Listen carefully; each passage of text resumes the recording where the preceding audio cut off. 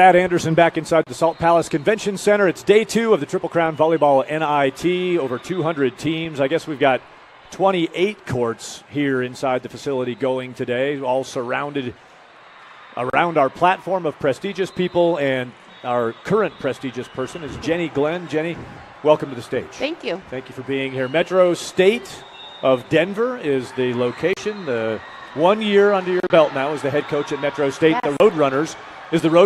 Did you take the job because of the mascot? Oh, absolutely. That's one of the coolest mascots ever. And I think the Metro State Roadrunner, the origin of that is it's a commuter campus right in downtown Denver. Yes. And so the students have to run across the roads, right? Isn't that? Wow, I'm impressed you know that. I just learned that like 3 months ago. So. All right, well, I could help with recruiting. I'm sure young people would love to be Roadrunners. So the Roadrunners of Metro State, you were at Northern Colorado in Greeley for, was it 9 years? 9 years, yeah. And you made the move over to Metro State. Did I get that right? First head coaching position, right? It is my first, yeah. So we were just talking about this a minute ago. First year as a head coach, you go 18-0 in conference. Mm-hmm. It's all downhill from here. Yeah, absolutely. It's a great way to start, but it's hard to live up to. Do you have a mentor in coaching? Yeah, I think I have a group of people that I go to. And nobody warned you to maybe go like 1-17. I know, right? Should have given them one. Expectation. Well, Metro State had a nice tradition going. Yes, absolutely. You came into a pretty good situation and did a great job with it. Congratulations on the run through. Thank you. It's the RMAC, the Rocky Mountain Athletic Conference. Yes. So with what you have there, with what you came into at Metro State, what was it mostly maintaining existing roster pieces and just kind of you learning how to make sure that they were still exceeding expectations? Yeah, we had a veteran group, 12 returners. I returned all my starters, basically, that I played throughout the year. So we kind of hit the ground running.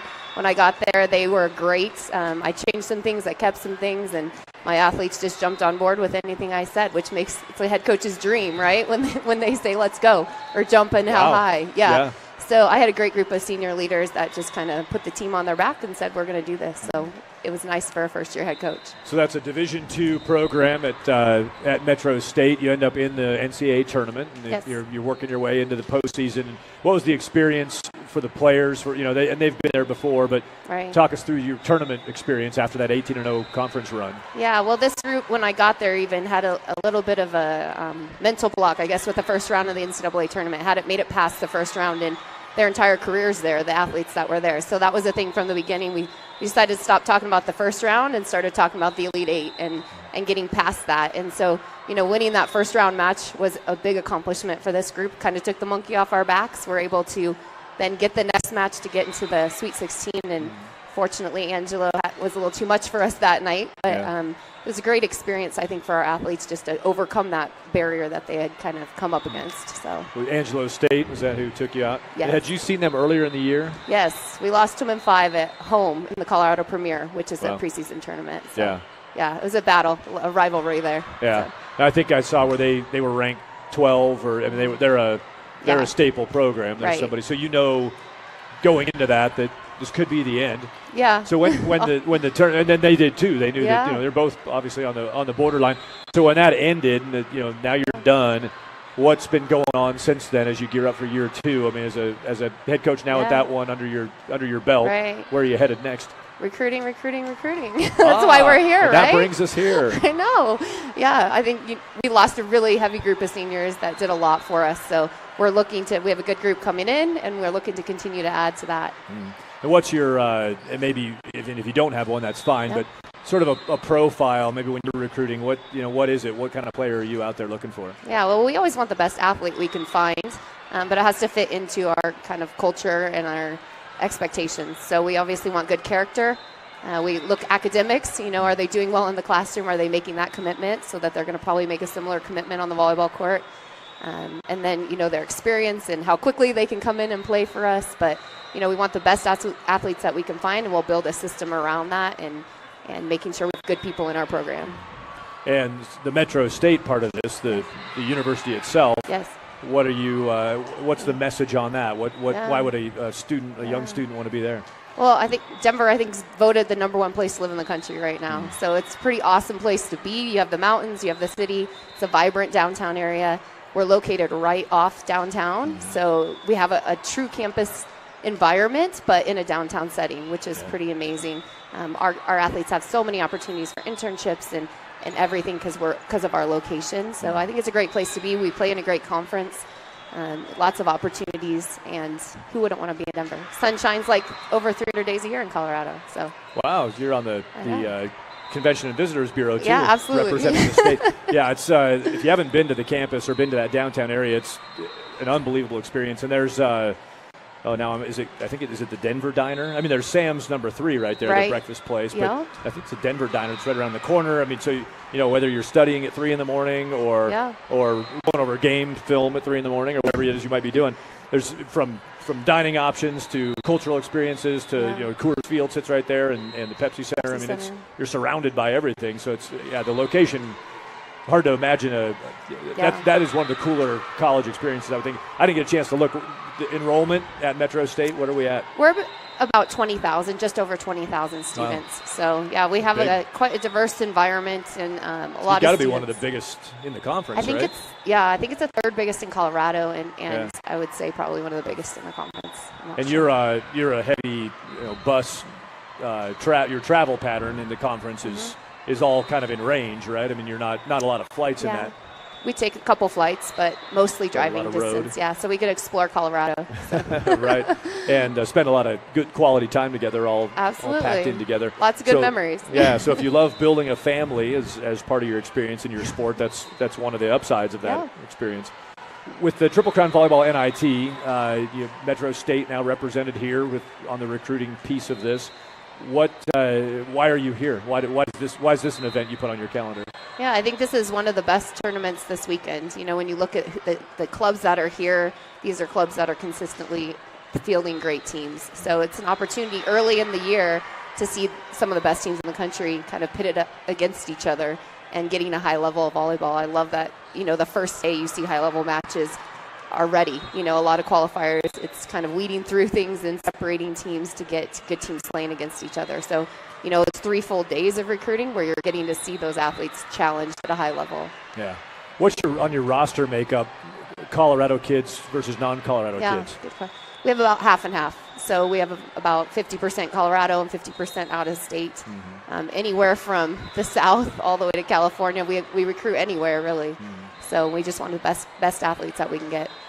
And you stayed in your home state, so you're from a mountain town. You're up. You were up. What elevation did you grow up at? About 8,000. Yeah. 8,000. That's up there. It is. But that's not 14. Trying to run at it.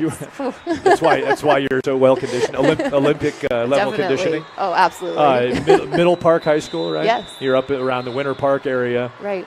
And you played volleyball there, but you said you didn't play club volleyball growing up, so you just kind of worked your way through the high school scene and got an opportunity at Truman State in Missouri. Yeah. What was when you reflect back on your playing days, what are your sort of recollections of the experience? Yeah, I mean, it was a different experience than a lot of these athletes, all of these athletes here are having.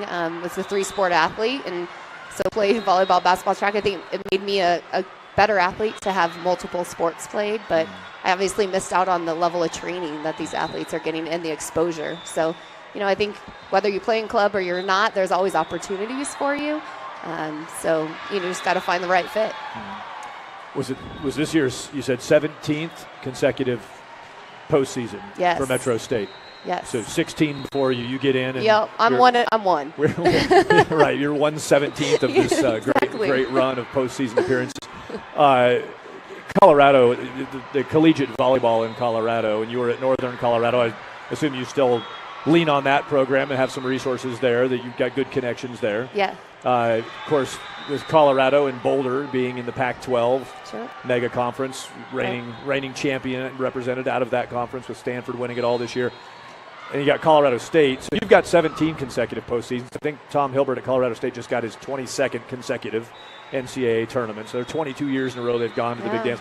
Volleyball in Colorado is at the collegiate level and at the club level for sure, but collegiately is thriving. I mean, it's got to be a great place to be in the mix. Yeah, absolutely. Colorado's a great volleyball state in general. There's a really big network of adults playing and grass and outdoor stuff, and so I just think it's a fun place to be for a volleyball fan as well as playing in the sport. I think that we have had you were mentioning it a few years ago when we had 4 teams, an all Colorado kind of first round of the NCAA tournament up at CSU. So I think it's a great place to be. People understand, people love the game. It's good supporting. Yeah, that year when CSU hosted that first and second round, it was Colorado State, Colorado, Northern Colorado. You were an assistant on that with that team. And DU, where Jesse Mahoney was coaching at the time, former Colorado State assistant, who's now at Colorado. Right. So I think Mahoney's probably got the biggest revolving door of things going. That was a big, that was a pretty big story, obviously, with those 4 teams coming together. Colorado State did emerge victorious in a 5-setter against CU. They did. And got out of there with that one. But what a cool experience. It was great. The fan base was fantastic. And we had Angela. I did the play-by-play for Angela Knopf, who will be here with us tomorrow doing 3 championship matches on ESPN3. She was the analyst on that. She's a 2-time All-American at Colorado State. And so now you've got Colorado Crossroads coming up, the big tournament. You can probably trip out of your office door and fall into that, right? From where you're at. I think I'll go to work and walk over in about 5 minutes. So. Now that's a way to keep your recruiting budget together. It's absolutely. Have a gigantic tournament across the street. Absolutely. Beth Lanier with University of Utah has that advantage here with this Salt Lake City event, and you get the big. You've been at Crossroads, I presume, for the last however many years. Yeah. So how's that different to you now with the head coaching seat that you're in versus the assistant coaching seat you were in? How does it feel different to you? As far as recruiting goes? Just in general. I mean, now your job. When you think of your job, what does your brain do differently than what it did before? Well, you're the decision maker now. You're not the suggester, right? So it's always easy to suggest, but when it comes down to it, now I'm making the call. So I think there's a lot of freedom in that and a lot of responsibility as well. But it's been a fun transition just to kind of build a culture you want to build and kind of make those decisions and get the athletes in that you think can help you. So Jenny Glenn is the 1 year, now we'll call you the second year head coach because you got one under your belt, right? That's right. Head coach at Metro State in Denver. Is there anything we didn't say about your program or what's going on that we need to make sure we get talked about? I don't want to leave anything unturned. No. It's a speed round. You got one Go thing. Roadrunners. There you go. It's like your elevator speech. You got 10 seconds to give us the best you got. But I think as a Colorado kid who stayed there and really sort of seen the development of volleyball in the state, I think you're in a good position. I think it was a smart hire by Metro State. I know they've had good success in a variety of sports there. Sounds like volleyball is one of them and likely to continue. We appreciate you being here. Congratulations on this season. Thank you. That's Jenny Glenn.